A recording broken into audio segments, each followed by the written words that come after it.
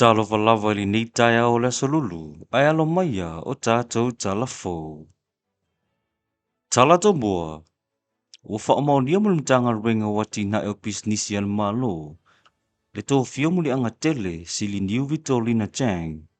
He avea mo te ifono le komiti whaatonu o li utos, po o li une Trust of Samoa, o le nei tō finga wali ali mai. Ina wa whaia ni suinga le pūlenga mo le komiti whaatonu o li utos, o whaamaumongo li utas na whaali ai.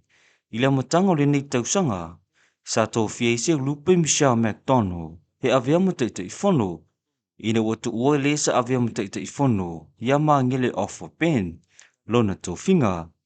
Peita e whaamamonga la tamai le mtanga renga wati na eo pisnisi ala malo. Ua tō fie nisi li New Jang, o le te ifono le komiti whaatonu o li utos. Lisi o tala, whaari alwhina ngalo te eo le tō ngai, i le mata upu, le whai mai o pālota tangata Samoa, o lo au maui atanu i whafo, e whao ngā mai au wala wha teknolosi, po le online vote. Mai al taimi mtaafa. Le tafi o tātou tōna te whafo. E pia pālota mai, pawale mea. O lo waso i lunga o le valele, mai sau i nei whai e lau pālota. E le tafi a. A ia inga e te tau o na whai. O le whai te tenga sa i tama ainga. E tūlo le avano le pālota mai tanga te whafo.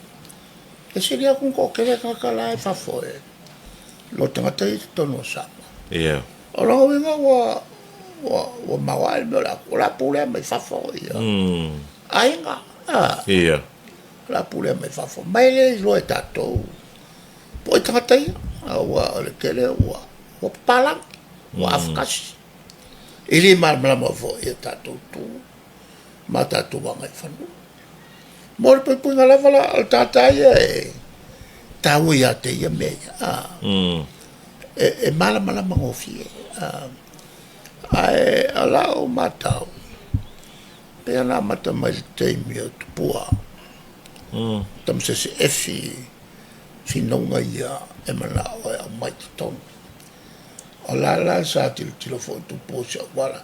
Se pola le wala ia ko fo mai. Lono wenga o fatawe ia. Ia lona sawe te taila tuno. Yeah. Wala la wala peso tu la fano. Pele so tu la fano. E itar tonu mo tātou talafou, i le paia inga talua nei, lea sa whai i whaartanuanga i tū malo, peita o le iwa se furupaseno i tū malo, e le imana na o lea whainga i le taimi o fia me. I le taita e o le tua ngai, tūla e pasai lele mo lia lenga oi.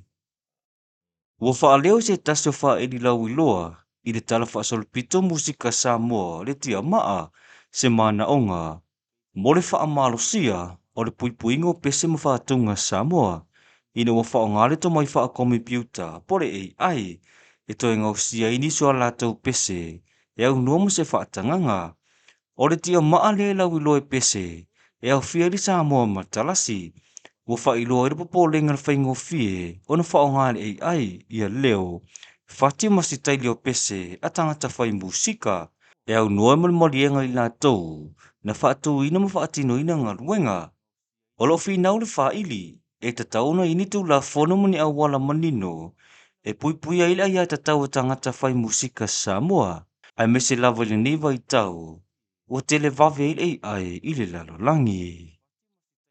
Tala muli, o tali malo Samoa sui mai atunu ue luas fumole ono li tu langi Pasifika, o lo au wail whono tangal komiti whaasai anisia komisio whainga whaiwal Pasifika, o leo whono tanga, e tau la ita nuanga mai le longa lo loto i mata upu tau whainga whaiwa, o lo afia i Samoa mal Pasifika.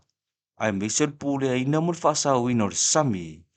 O le nifo i whono tanga, o lo avia maa vanua tau o mua tunu o le Pasifika, e tu ufa atasia i whaamomonga whaasai nisi. Masa ilini fofo, e whisosoan pule ina le leo whainga whaiwa, ili tu langi. O tātou talafona o le nei tai au, manuia le aso.